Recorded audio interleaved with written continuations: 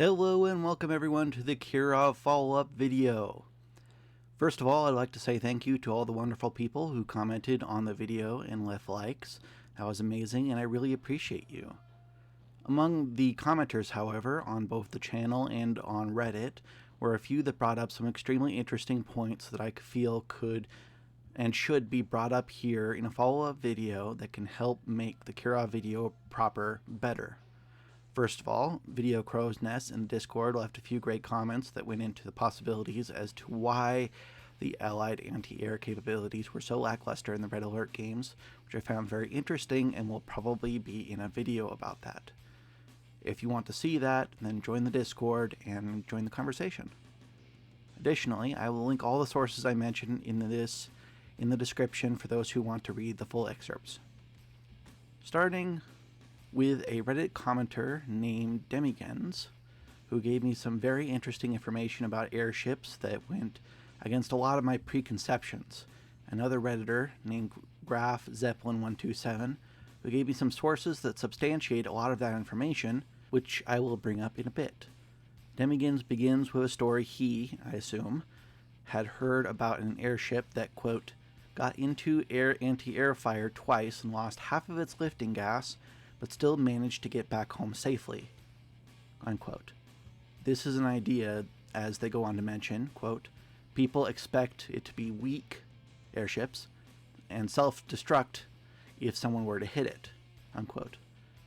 This makes quite a bit of sense because it falls into the preconceived notion that I have about airships before starting this project, based on what I had read about the Hindenburg disaster and my own limited knowledge on how the machines actually function. To substantiate this, I will read out some of what I got from an article that Graf Zeppelin 127 posted in the chat, quoting from The Vulnerability of Zeppelin-type Airships to Airplane Attacks by Lieutenant B.K. van Sweringen, U.S. Navy. Quote, there is no belief more widely held than that which may be stated as any airship will be immediately brought down if hit by a burst of machine gun fire. There's no belief that it has less foundation in fact as recorded by past experience.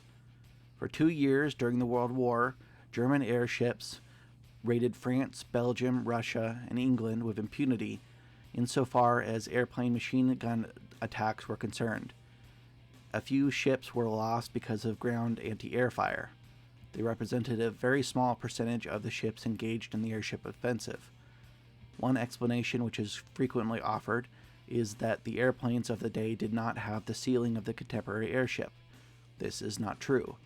Until the naval L-30 class appeared, there was no airship which had a loaded ceiling and few which had unloaded ceiling in excess of that of the defensive airplanes.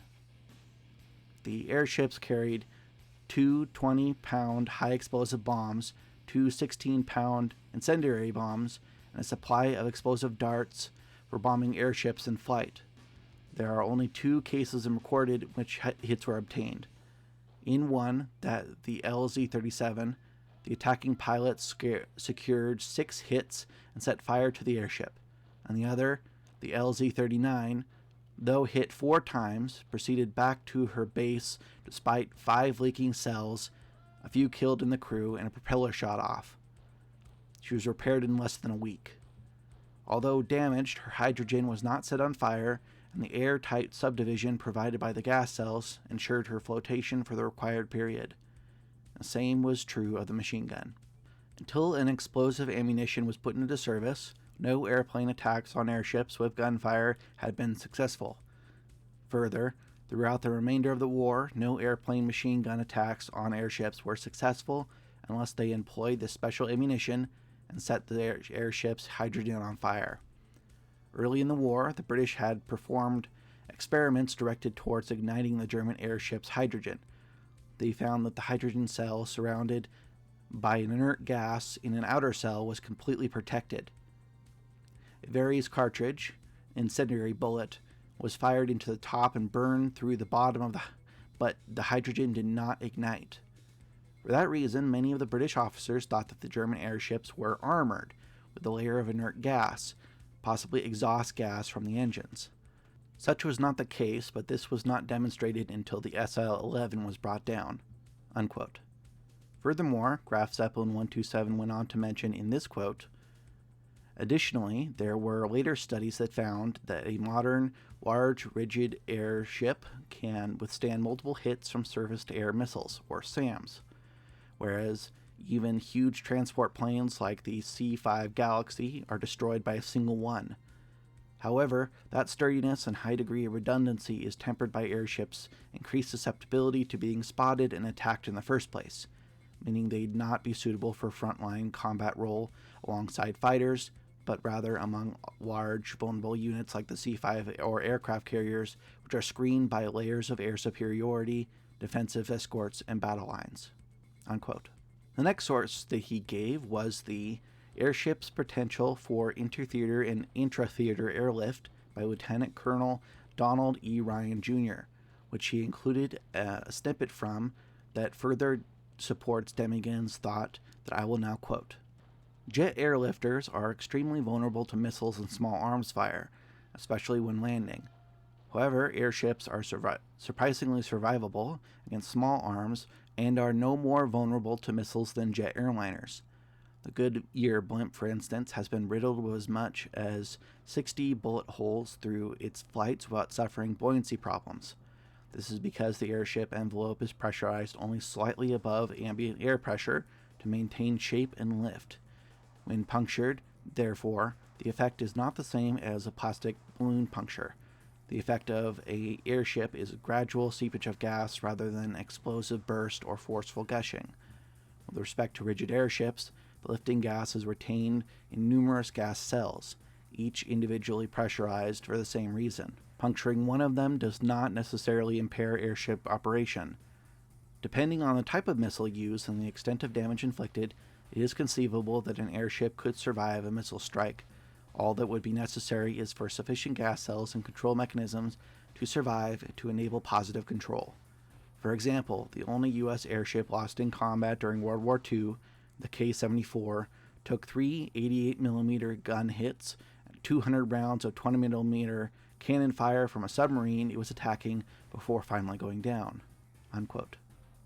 Graf Zeppelin 127 mentions additionally in an editor's note that, quote, "I'll also point out that the K-74 was only a small K-class blimp with a single gas cell, and that 9 crewmen managed to determine that the flight controls were damaged beyond repair, put out the gasoline fire, destroyed their classified documents, and got to their life jackets and gear prepared before the blimp eventually settled into the sea, and it remained afloat there for hours afterwards.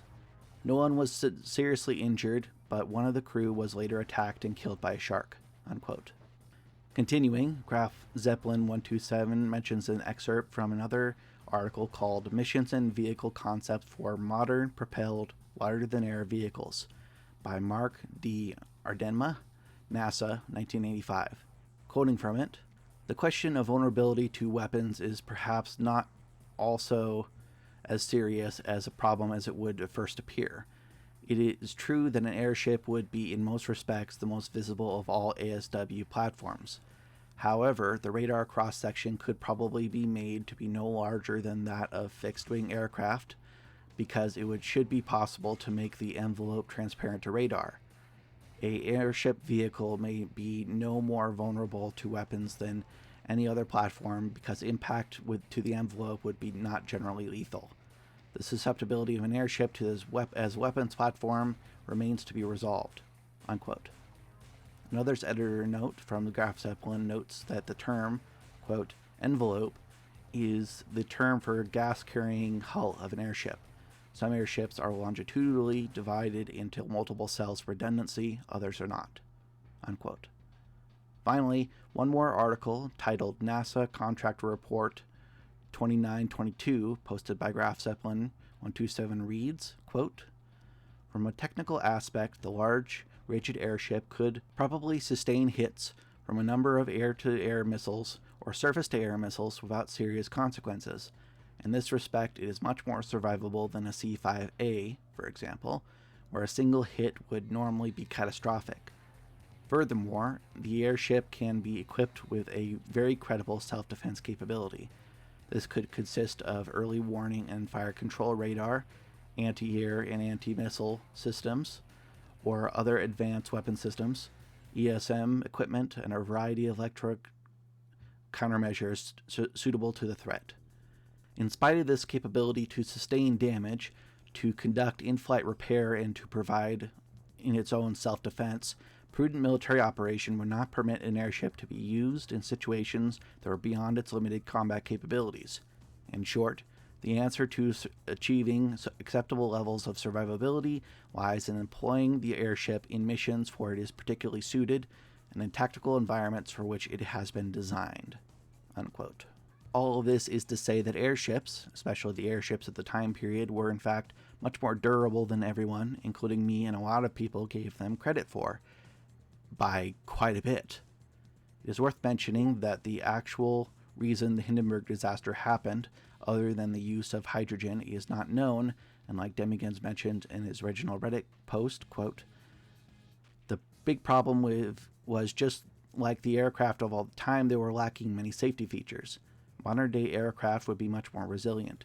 A direct copy of the Hindenburg with modern materials would already not crash if the same thing happened again. The envelope wouldn't burn away, so fast releasing and mixing gases, etc." Unquote. This means with decades more technology and no Hindenburg disaster to hinder the growth of the industry making these machines, it is definitely possible that the Kirov could be vastly more survivable than I initially thought. Additionally, commenters Demigans and @BoldGambit7896 brought up some interesting ideas to the front of my mind.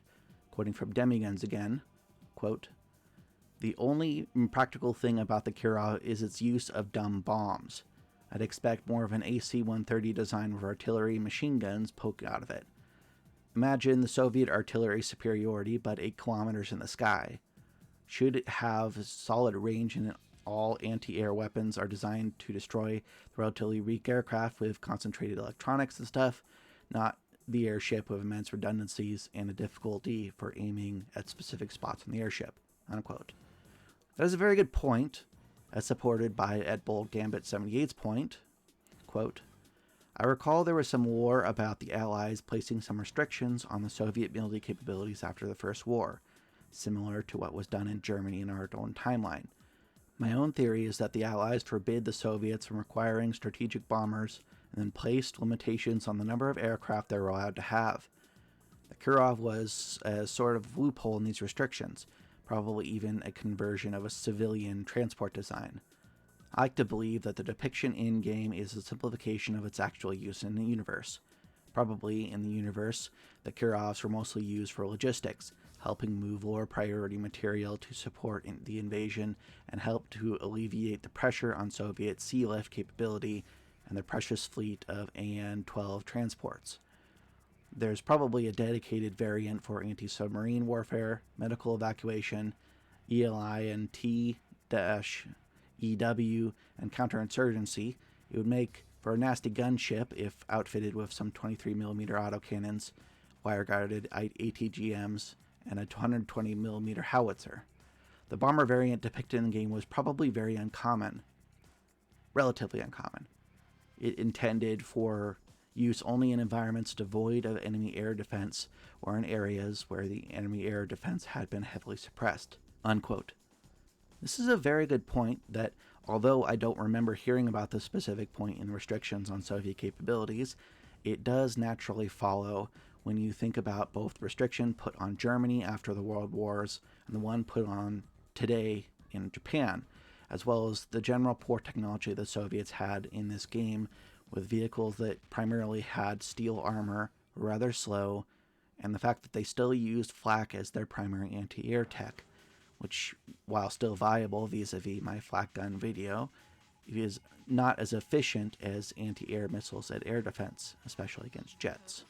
Also, something that @BoldGambit78 and Demigans mentioned in their post lit a fire under me that makes me want to do an additional video in the future about the idea of Kirov variants.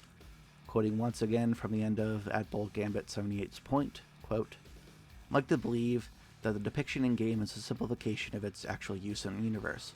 Probably the Kirovs were used mostly for logistics, helping to move lower priority material to support the invasion, to help alleviate the pressure on Soviet sea lift capability and the precious fleet of AN-12 transports.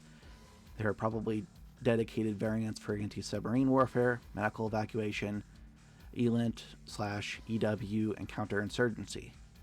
The bomber variant depicted in game was probably relatively uncommon, intended for use only in environments devoid of enemy air defense or in areas where the enemy air defense had been heavily suppressed." Unquote. This, combined with Demigan's mentioning that the Kirovs using other loadouts, makes me think that there's an opportunity to explore other versions of Kirov airships that would have been used. Could there have been a cruise missile Kirov, an anti-air missile Kirov, a troop transport Kirov, long-range artillery Kirov, a mortar Kirov, an anti-infantry Kirov loaded with machine guns and grenade lobbers? This just transforms the scope of the battlefield in the Red Alert 2 to 3 universe so much that I just can't help but love it. In the future, I'd like to have some art made of these different variants and explore how feasible it would have been for each one to exist in a world where at Bold Gambit 78's stipulation on the restrictions of Soviet capabilities is canon.